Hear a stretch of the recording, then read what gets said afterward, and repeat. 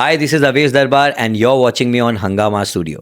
तैयार हो जाओ दोस्तों, आज का इंटरव्यू होने वाला है फुल पैसा वसूल, क्योंकि आज मेरे साथ हंगामा स्टूडियो में है डांस के किंग, कंटेंट का बॉस, जिसका हर मूव इंटरनेट हिला देता है, नन अदर देन आवेश दरबार।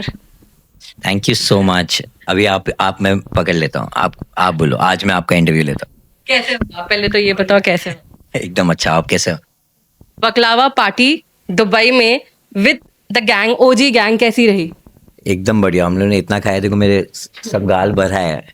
इनफैक्ट एकदम रियल। आपको क्या लगता है हम खाली, देखो हमने खाली फर्स्ट हाफ थोड़ी डाला है, बाकी का भी डाला है, खाने वाला पार्ट भी डाला है। इनफैक्ट हमने सब मीडिया वालों के लिए लाया भी है। तो पूरा बकलावा पार्टी हार्डकोर चल रहा था हमारा। बकलावा की बात हो रही है तो मैं शुरू उसी से ही करती हूँ। बकलावा जो है, तान्या मित्तल अंदर हिल सी गई हैं मालती चहर की एंट्री की वजह से। मालती जब से आई हैं, ऐसा लग रहा है कि मालती इरादे से आई हैं तान्या को एक्सपोज करने के, और मालती की कही हुई हर बात पर तान्या उनके अंदर एक डर बैठ गया है, डर सी गई है। फर्स्ट ऑफ ऑल, क्या देखा आपने मालती की एंट्री? हाँ, मैंने देखा है और मुझे भी उनका गेम कुछ समझ नहीं आ रहा है, क्योंकि वो बाहर से देखने के बाद चुगली गैंग के पास जाके बैठ गए। वो मुझे समझ नहीं आया। मे बी उनको शायद और दिखना होगा, इसकी वजह से वहाँ गए। तो इतना तो मुझे पता है कि वो चुगली गैंग चुगली ज़्यादा करती है तो दिखते ज़्यादा है। बट तान्या की अगर बात बोलूँगा, तान्या हिल तो गई है, दिख रहा है। बिकॉज जो वो बकलावा की स्टोरीज बाहर जो आई है, जो सारी चीज़ें बोल के गए हैं, वो कहीं ना कहीं उनको भी पता है कि वो फॉर एंटरटेनमेंट बोला है। मैं उनको डिमीन तो फिर भी नहीं करूँगा, क्योंकि देखो उनका गेम प्ले मेरे को पसंद आता है। तानिया मुझे बहुत एंटरटेनिंग लगती है ऑनेस्टली। और वो जिस तरीके से उसको बोला गया कि फैमिली को परेशान कर रहे होगे लोग, तो शायद उसने वो सोचा होगा कि लोग घर पर जाकर परेशान कर रहे होगे। तो मुझे लगता है उसकी वजह से वो हिली हुई है। Otherwise I don't think so Tania इतना हर चीज़ को लेकर बैठती है। पर तानिया का यूएसपी भी तो है रोना। उसको पसंद है, उसको मज़ा आता है। आई थिंक वो कैमरा ढूंढ के भी रोती है। तो मैंने वो देखा है। जब वो रो रही है, वो कैमरा, हाँ, वो ऐसे ऐसे करके कैमरा ढूंढती है, हाँ कैमरा देख रहा है फिर रोती है। तो आई थिंक देखो तानिया आ जाएगी वापस से फॉर्म में। वो थोड़ा टाइम होता ही है, उसको अटेंशन के लिए वो थोड़ा चाहिए, करती है वो, तो ठीक हो जाएगी, डोंट वरी। वो फिर मालती की भी केस लेगी थोड़े टाइम में। अच्छा, एंगेजमेंट रिंग बताएंगे जो आपने वो एंगेजमेंट रिंग थोड़ी गिफ्ट है। ये नगमा ने गिफ्ट दिया है मुझे, जिस पे नावेज लिखा हुआ है। और हाँ, मतलब ये ऐसे एक बॉन्ड के लिए कि हमारा हैशटैग नावेज बहुत चल रहा है, तो उसकी वजह से उसने दिया है मुझे ये रिंग। ये ऑफिशियल एंगेजमेंट रिंग नहीं है ना? ये कहाँ है? अगर रिंग होती तो हम हमारे दोनों के हाथ में होती ना। ऐसे कौन सा हो गया कि आजकल लड़की प्रपोज कर रही है, लड़का पहन के बैठा हुआ है? या ऐसा कब होगा? उसके लिए टाइम है। और आपको क्या लगता है, अगर मैं प्रपोज करूँगा तो इतना छोटे वे में करूँगा? कंटेंट क्रिएटर हूँ, मैंने पहले भी ऐसे, मैंने जब नगमा के साथ मैं ऐसे ही जब आप वो स्केच लव वीडियो बनाते हैं, सिर्फ वीडियो के लिए बनाते हो, उसके लिए मैंने इतना अच्छा वीडियो बनाया था। तो मैं असली में जब प्रपोज करूँगा उसके लिए नहीं करूँगा कि और एकदम ज़्यादा बड़े लेवल पे करूँगा। तो नहीं, प्लीज़, ये गिफ्ट है और कुछ नहीं है। ओके, अभिषेक को कितना मिस कर रहे हो? अभिषेक को क्या, मैं मेरी पूरी टीम को मिस कर रहा हूँ। जिस तरीके से अंदर जो चीज़ें हो रही है, इनफैक्ट कल जो उसको प्रणीत को उठा के पानी में फेंका, तो मेरे को इतना मन कर रहा था मैं भी वहाँ पे उसको उठा के फेंका होता। तो यार मेरे को, मतलब मैं मिस तो कर रहा हूँ काफ़ी। इनफैक्ट कभी कभार ऐसा भी लगता है कि काश मैं वहाँ होता। हाँ, पर कोई नहीं, बाहर आएंगे तब मिलूंगा मैं उन सबको। वेट कर रहा हूँ मैं उनका। पर जीत के आए, जीतने के बाद ही आए बार, पहले नहीं आना। अच्छा, पिछले हफ्ते सुरसुरी बहुत ही बड़ा मुद्दा बन गया था। आई एम श्योर आपको पता होगा। अमाल ने झगड़े, उन दोनों के बीच में झगड़ा हुआ, हिट बट्स भी हुए वगैरह। तो ये सुरसुरी वाले पूरे मुद्दे पर आवेश आप कैसे देखते हैं? क्या लगता है कौन सही था कौन गलत?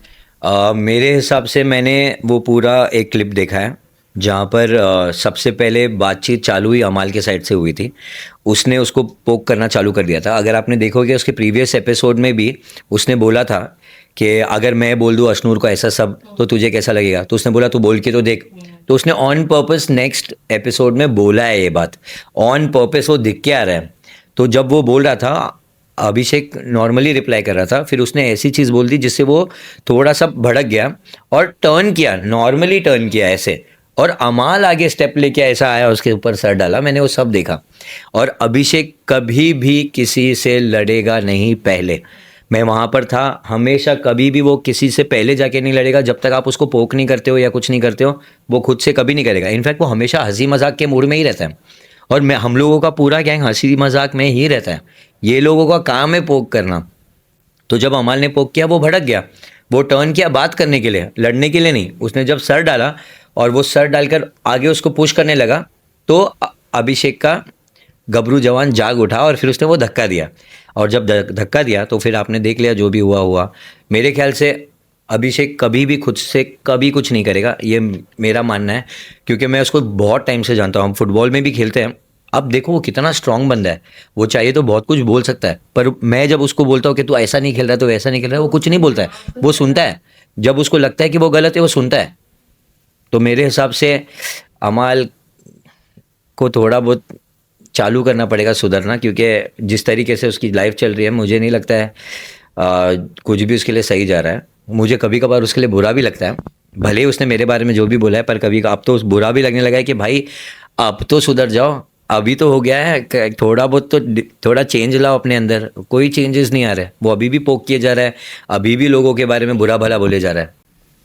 लेकिन वीकेंड का बार बार वाहवाही हुई है अमाल मलिक की। सलमान खान ने उनके सपोर्ट में चीज़ें बोली है, और सलमान को भी बहुत बैकलैश फेस करना पड़ रहा है। उनको लोग बायस होस्ट कह रहे हैं कि अमाल को इस चीज़ पर आपने सपोर्ट किया। उन्होंने बेसिकली, सलमान सर ने अशनूर को भी बैश किया, अभिषेक को भी बैश किया, कोनिका को, ये पूरे मुद्दे पर साथ उन्होंने अमाल का दिया। तो आपको लगता है ये सही है?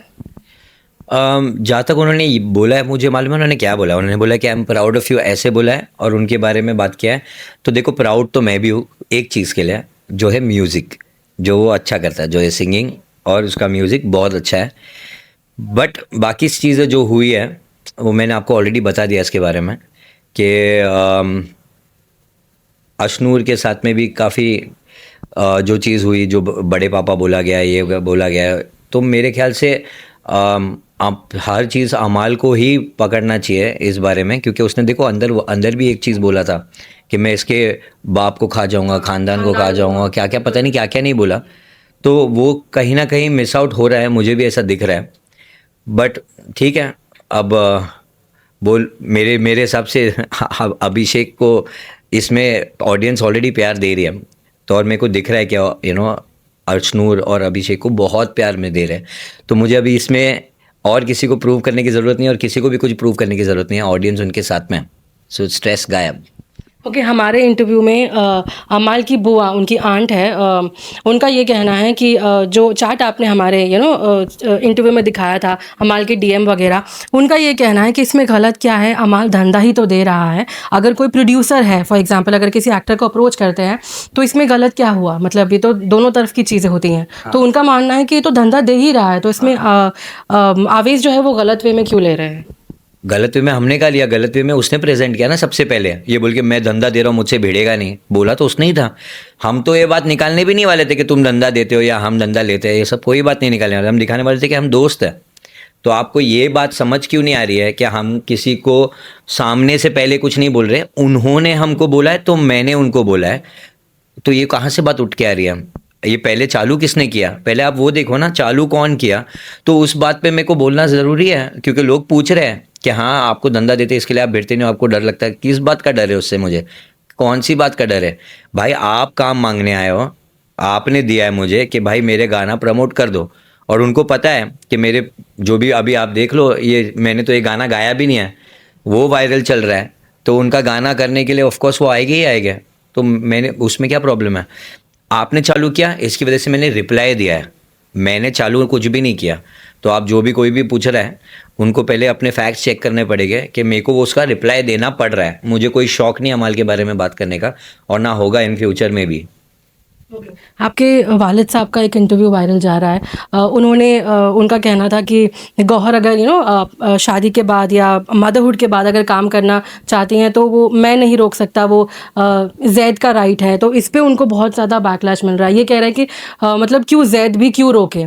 तो थोड़ा सा ये आपने ऑब्वियसली देखा होगा सोशल मीडिया पे थोड़ा उनको बैकलैश नेगेटिविटी मिल रही है on his statement being a son. Avesh क्या कहना चाहिए? देखो क्या होता है ना, बच्चों की सोच और पेरेंट्स की सोच ना कभी कभार डिफरेंट होती है, कभी कभार क्या थ्रू आउट डिफरेंट होती है। आप देखोगे हर एक फैमिली में उनकी सोच अलग होती है। जैसे मेरे साथ ही ले लो, वो चाहते थे कि मैं म्यूज़िक डायरेक्टर बनूं, पर मुझे करना था डांसिंग, और मैंने जब उनको बताया उन्होंने कुछ नहीं बोला। तो सोच में और करवाने में दोनों में डिफरेंस तो है ना। हर एक इंसान मतलब अपने पेरेंट्स तो चाहेगी कुछ किसी अपने बच्चों के लिए अच्छा ही हो, वो उनका सोच है, पर उन्होंने किसी को कुछ फोर्स किया ही नहीं है। तो ये बात उठ भी क्यों रही है? ये काफ़ी मिसअंडरस्टैंडिंग वाली बात है, क्योंकि हमारा बॉन्ड जो है, आपको आइडिया नहीं है, हम लोग एवरी सिंगल फेस्टिवल पे मिलते हैं एक दूसरे के बारे में। यहाँ अगर ऐसा कुछ होता तो ऑलरेडी वो बाहर आ चुका होता, या ऐसा कुछ कुछ तो दिख के आया होता। कि भाई नगमा को फिर बच के रहना चाहिए अगर ऐसे ससुर ये सब बातें चल रही हैं। अरे मुझे नहीं रोका कभी, जैद को नहीं रोका, ना अनम को रोका।